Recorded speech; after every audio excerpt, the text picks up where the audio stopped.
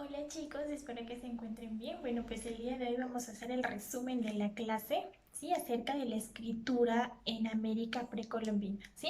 Recuerden que antes de la llegada de los españoles, nuestros indígenas tenían su propia forma de escritura con símbolos, los cuales estaban representados ya sea en cuevas o en los monumentos y templos que ellos construían. Así es como ellos expresaban todas sus ideas y todas sus emociones a través de estos símbolos en las paredes.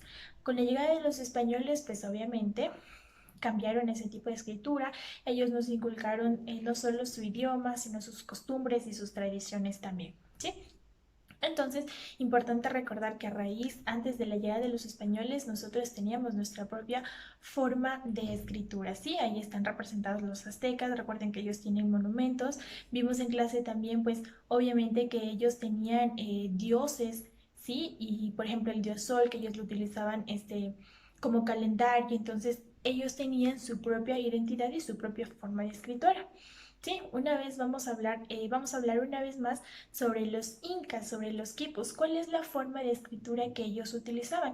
Recuerden que habíamos visto que ellos utilizaban sogas, los cuales hacían nudos para representar los números. Recuerden que ellos eran comerciantes y esta era la forma en la que ellos podían tener una contabilidad de lo que ellos tenían. Así si tenían varios nudos, pues sabían que tenían, por ejemplo, 5 chanchitos, 2 vaquitas, entonces con los nudos ellos representaban sus números, ¿sí? Entonces, conocemos cuál es la historia de la escritura en América, sabemos qué es lo que representaban, qué es lo que ellos hacían para poder escribir.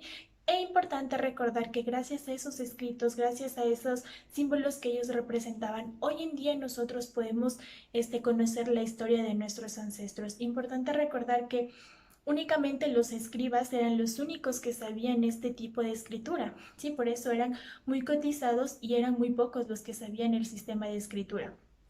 Antes, pues, no tenían otras personas el poder de conocer. Ellos no tenían solo 10 o 100 símbolos, sino tenían más de 2000 símbolos, los cuales únicamente los escribas eran quienes conocían esta escritura.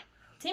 Este es el resumen corto de la clase que vimos. Si tienen alguna duda, alguna pregunta, no duden en escribirme. Estoy dispuesta a responder y a saciar sus dudas.